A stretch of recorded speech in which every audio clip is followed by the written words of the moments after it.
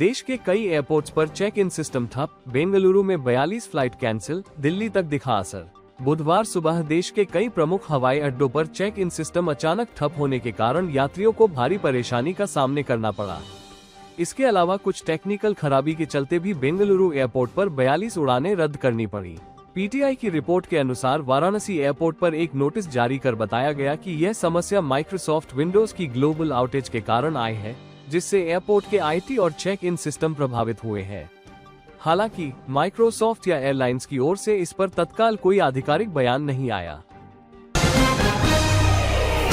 सरकार ने वापस लिया स्मार्टफोन में संचार साथी ऐप प्री इंस्टॉलेशन का आदेश। केंद्र सरकार ने देश में बिकने वाले सभी स्मार्टफोन पर संचार साथी साइबर सुरक्षा ऐप को पहले से इंस्टॉल करने का अनिवार्य आदेश वापस ले लिया है। सरकार की ओर से जारी बयान में कहा गया कि यह आदेश सभी मोबाइल निर्माताओं, जिनमें एप्पल जैसी कंपनियां भी शामिल है, से वापस लिया जा रहा है। आदेश वापस लेने का मुख्य कारण ये बताया गया कि पिछले 24 घंटों में इस ऐप को डाउनलोड करने वाले उपयोगकर्ताओं की संख्या तेजी से बढ़ी है। हरिद्वार की पवित्र गंगा में दिवंगत अभिनेता धर्मेंद्र की अस्थियां विसर्जित, सनी बॉबी ने निभाई अंतिम विदाई की रस्म।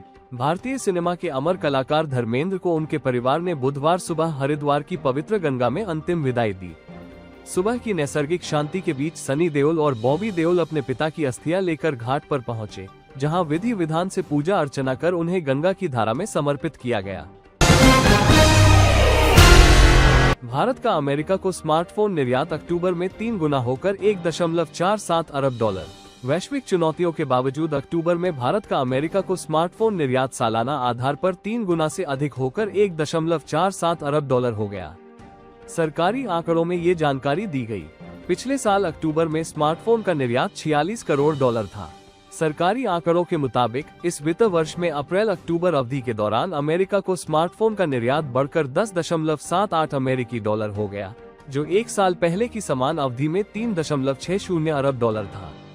मासिक आधार पर निर्यात में गिरावट दर्ज की जा रही थी, लेकिन अब इसमें सुधार हुआ है।